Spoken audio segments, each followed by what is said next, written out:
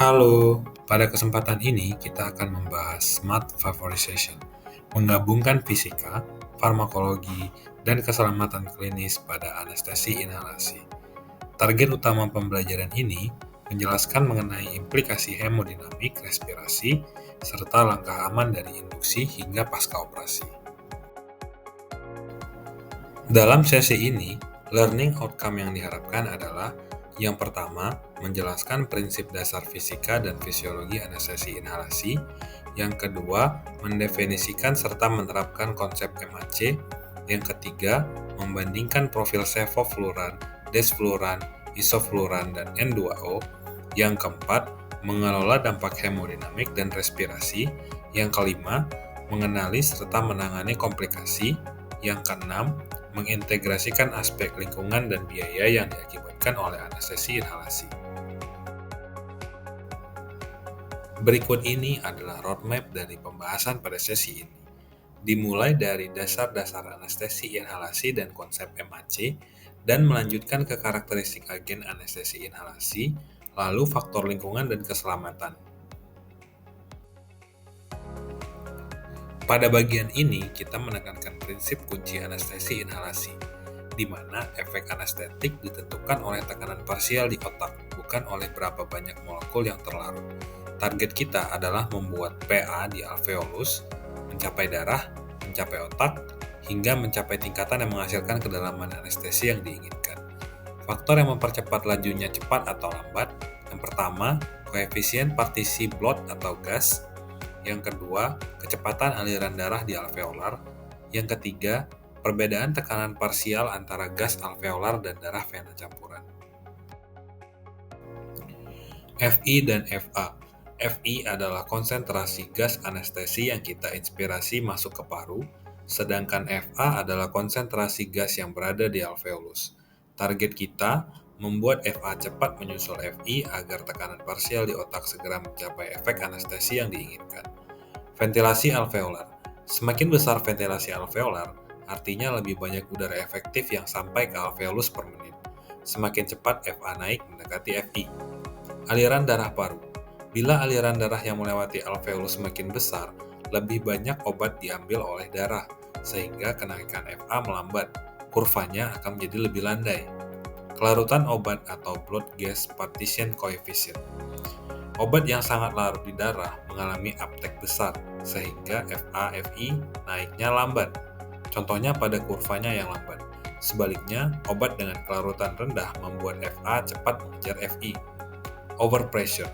Peningkatan FI sementara di atas target untuk memperbesar driving pressure, sehingga FA naik lebih cepat. Harus tetap dimonitor kedalaman anestesi dan hemodinamik. Second gas effect. Bila nitros dioksida diberikan bersama agen volatil, N2O diserap sangat cepat, volume alveolar menyusut, dan konsentrasi gas kedua meningkat lebih cepat. Itulah second gas effect. Lihatlah grafik di sebelah kanan. Sumbu Y adalah rasio FA-FI. N2O mencapai nilai tinggi paling cepat, lalu desfluran, sevofluran, kemudian isofluran, dan halotan yang paling lambat. Ini akan mencerminkan perbedaan kelarutan dan uptake masing-masing obat anestesi inhalasi. MAC, Minimum Alveolar Concentration.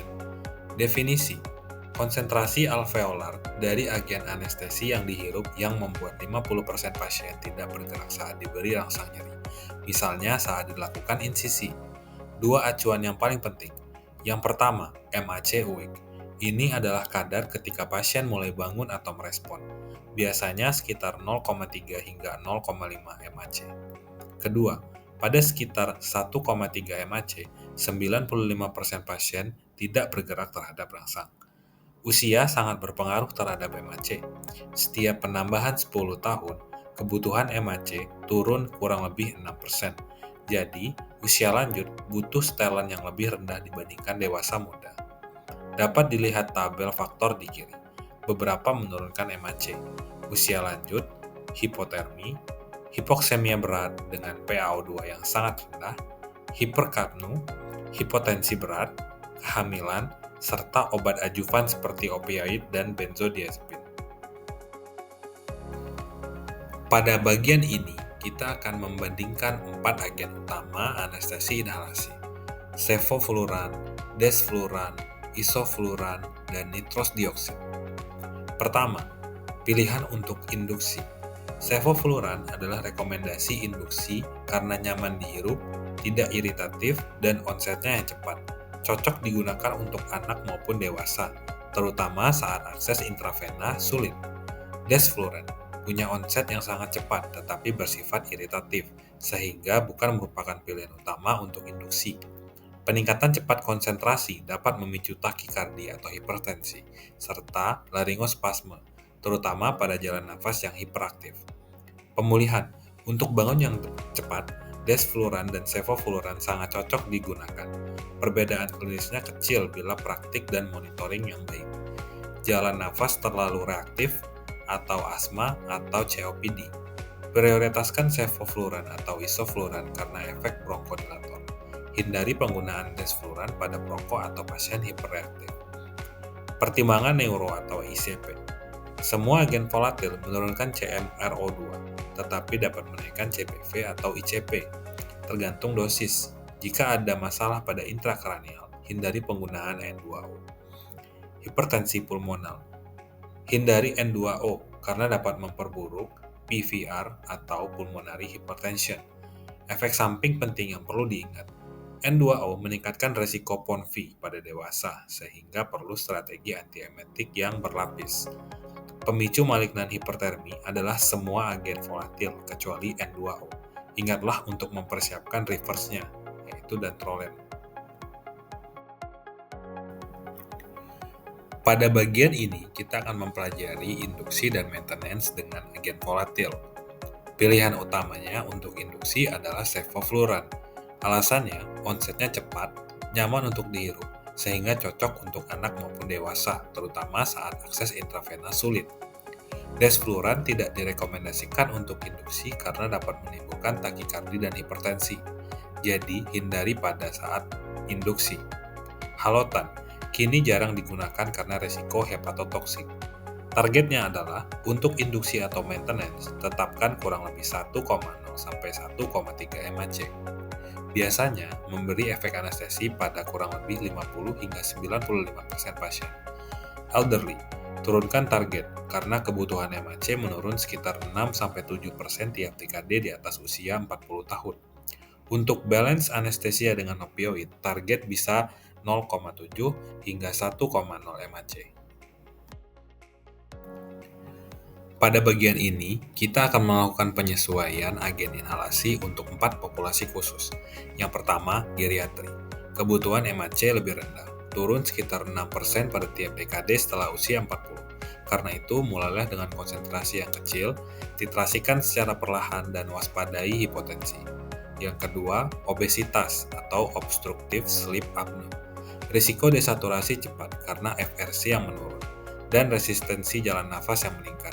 Lakukan preoksigenasi yang adekuat, posisikan ram head up, dan gunakan CPAP atau high flow nasal oksigen bila tersedia. 3. Obstetrik. Kehamilan meningkatkan sensitivitas terhadap agen inhalasi.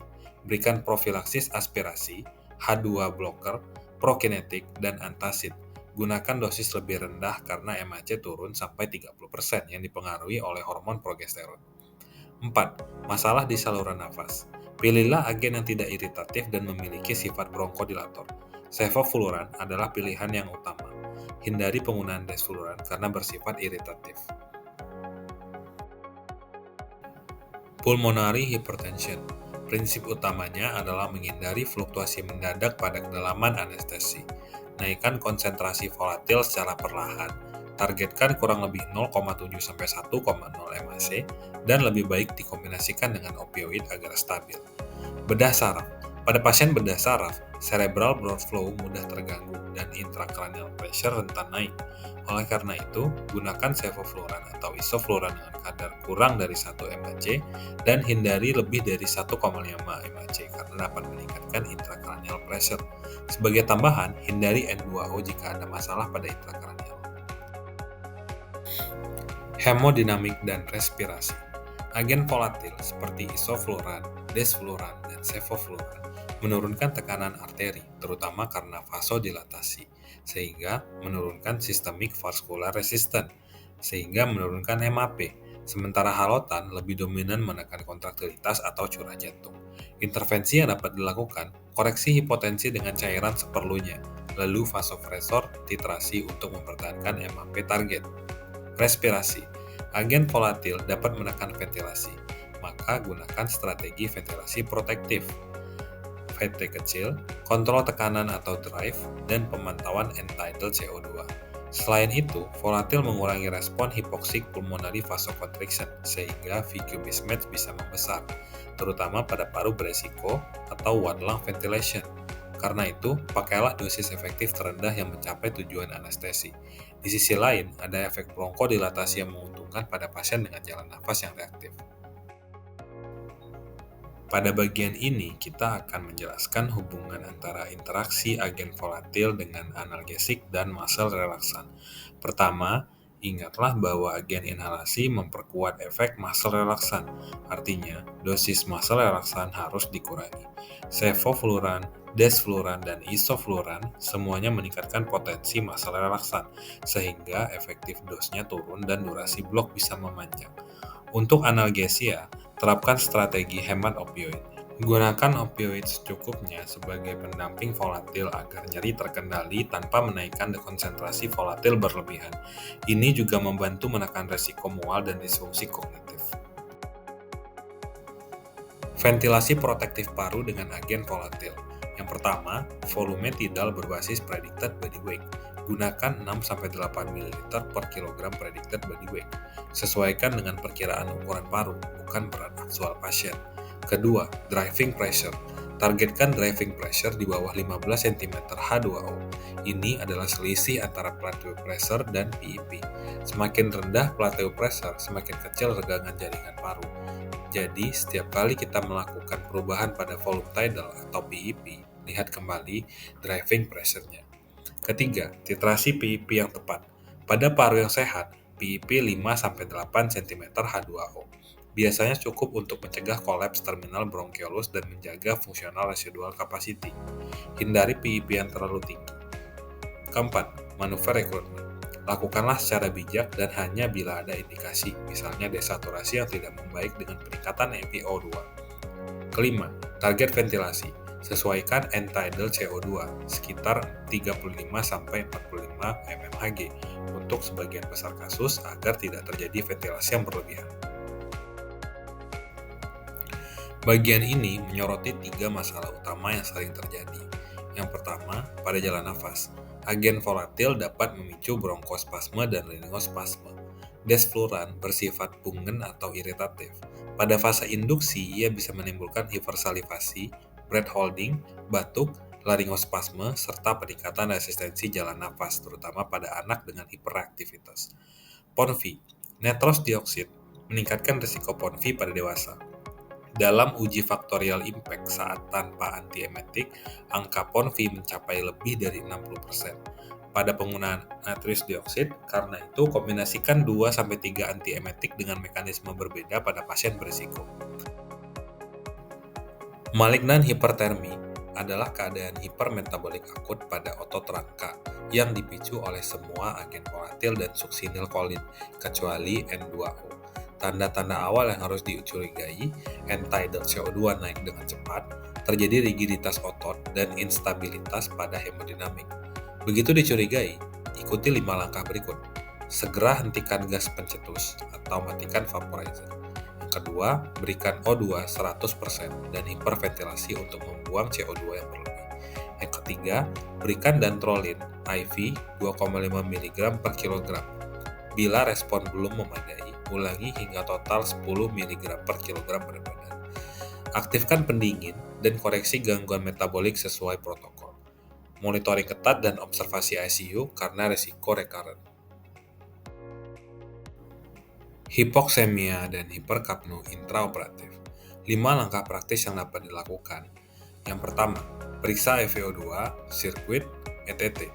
Naikkan FiO2, pastikan tidak ada kebocoran pada sirkuit, dan pastikan ETT paten. Posisi, hand up atau RAM untuk menaikkan eversi dan memperbaiki ventilasi perfusi. Waspadai atelektasis pada posisi supine. PEP. Gunakan PEP 5-8 cm H2O. Hemodinamik. Pantau MAP. Vasodilatasi volatil dapat menurunkan SVR atau MAP. Titrasi cairan dan vasopresor seperlunya. Evaluasi ventilasi perfusi dan shunt. Analisis SpO2 dan end-tidal CO2, dan responnya terhadap manuver. Kegagalan vaporizer dan hypoxic mixture. Tanda-tandanya adalah apabila terdapat kebocoran, akan ada bunyi desis, bau gas, dan reservoir yang tidak mengembang. Over delivery. Pasien terlalu dalam, nafasnya menjadi lambat. Under delivery. Pasien bergerak atau nafasnya menjadi cepat.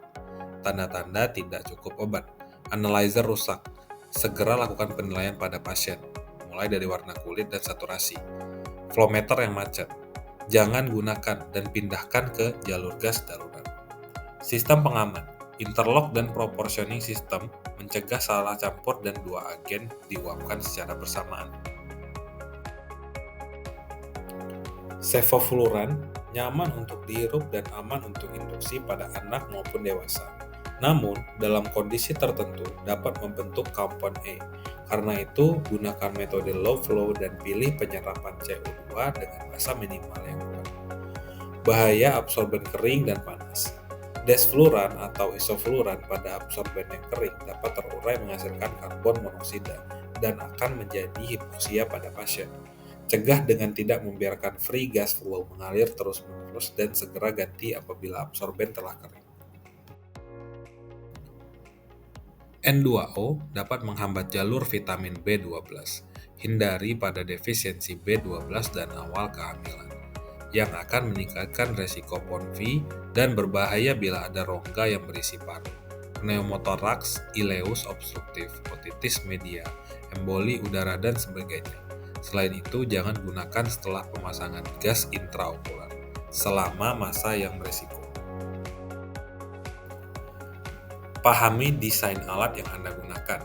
Variable bypass untuk sebagian besar agen, desfluran heated membutuhkan pemanas atau tekanan khusus. Interlock antar vaporizer mencegah dua agen diuapkan secara bersamaan. Analyzer harus dikalibrasi rutin agar pembacaan konsentrasi tepat. Pada low flow anestesia dapat menjadi efisiensi tanpa mengorbankan keselamatan pasien. Free gas flow lebih tinggi saat induksi, kemudian turunkan secara perlahan setelah kondisi pasien stabil. Monitor O2 inspirasi secara terus-menerus. Hindari low flow ketat apabila ada kebocoran atau absorben CO2 yang memanas atau kering. Dampaknya terhadap lingkungan. Setiap gas mempunyai global warming potensial yang berbeda. Desfluran dan N2O termasuk yang berdampak tinggi, sedangkan sevofluran relatif lebih rendah. Apa yang bisa dilakukan? Batasi penggunaan N2O, gunakan aliran gas rendah yang aman, optimalkan scavenging gas buangan, dan kebijakan farmasi. Stoklah sesuai kebutuhan dan hindari agen yang berdampak tinggi bila ada alternatif lain. Sebelum dilakukan ekstubasi, pastikan semua kriteria terpenuhi. Pasien sadar secara penuh, membuka mata dan mengikuti perintah sederhana. Ventilasi spontan yang teratur dengan volume yang memadai, kekuatan otot yang pulih, mampu mengangkat kepala atau menganggap kuat, refleks jalan nafas yang kembali, pasien bisa batuk atau menelan, pertukaran gas yang adekuat, oksigen baik, CO2 terkendali. Take home message yang dapat diambil adalah titrasi secara tepat, atur dosis sesuai umur pasien, dan lakukan pemantauan yang baik. Ventilasi dan sirkulasi yang stabil. Terapkan ventilasi protektif dan jaga MAP dan heart rate tetap stabil. Kenali dan cegah tanda bahaya. Waspadai gangguan hati, ginjal, saraf, dan iritasi pada jalan nafas. Gunakan aliran gas rendah secara aman. Boleh dilakukan efisiensi, tetapi wajib mengutamakan keselamatan pasien. Protokol dan checklist yang dapat diikuti adalah langkah baku sebelum, selama, dan sesudah operasi. Berikut ini adalah beberapa sumber yang dapat dibaca mengenai volatil. Yang pertama, penelitian mengenai paparan gas anestesi yang terbuang atau waste anesthetic gas atau disingkat dengan WAX dan hubungannya dengan kerusakan DNA pada petugas di ruang operasi. Isu ini bukan hanya masalah bagi lingkungan, tetapi juga keselamatan kerja tenaga anestesiologi. Waste anesthetic gas adalah sisa gas anestesi volatil dan nitrous dioxide yang bocor ke udara ruang operasi selama induksi, pemeliharaan, atau saat pelepasan konektor sistem ventilasi.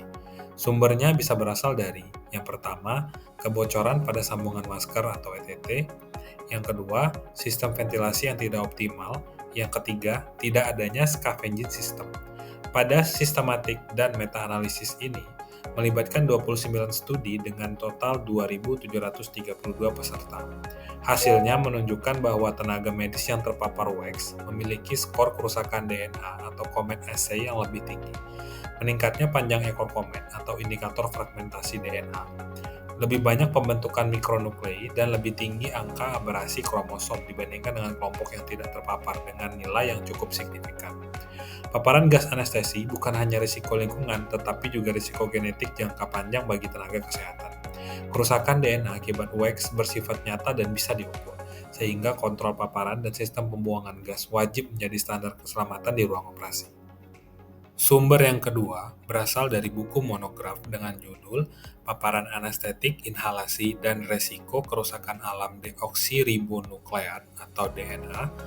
Berbagai jenis anestetik memiliki potensi berbeda terhadap kerusakan DNA. Yang pertama, dinitrogen dioksida. Menghambat metionin sintetase, menurunkan sintesis DNA, dan dikaitkan dengan peningkatan aberasi kromosom serta mikronukleus. Efek kronisnya termasuk hepatotoksik, gangguan fertilitas, dan abortus spontan. Sevofluran dapat menyebabkan peningkatan 8-OH-DIGI atau penanda stres oksidatif DNA dan kerusakan untai tunggal DNA. Desfluran dan isofluran dapat meningkatkan pertukaran sister kromatid dan aktivasi caspase 3-CAD yang berperan dalam fragmentasi DNA. Untuk pencegahan paparannya, sebagai tenaga medis yang berfokus pada bidang anestesi, penting memahami strategi pencegahannya. Yang pertama, gunakan sistem pembuangan aktif atau scavenger yang berfungsi dengan baik. Yang kedua, periksa kebocoran mesin anestesi sebelum digunakan. Yang ketiga, terapkan low flow anestesi untuk menurunkan emisi. Yang keempat, hindari pengisian vaporizer di dalam ruangan operasi. Yang kelima, pastikan ventilasi ruang operasi di atas 10 kali pertukaran udara per jam. Yang keenam, edukasi rutin bagi staf anestesiologi tentang bahaya WAX. Kesimpulannya, paparan kronis gas anestesi inhalasi tidak hanya mempengaruhi kesehatan jangka pendek, tapi juga dapat menimbulkan kerusakan genetik pada tingkat seluler. Sistem pembuangan dan ventilasi yang baik bukan hanya perangkat teknis, tetapi melainkan perangkat alat pelindungan diri bagi tenaga anestesi. Demikian yang dapat saya sampaikan, semoga bermanfaat untuk pendengar sekalian.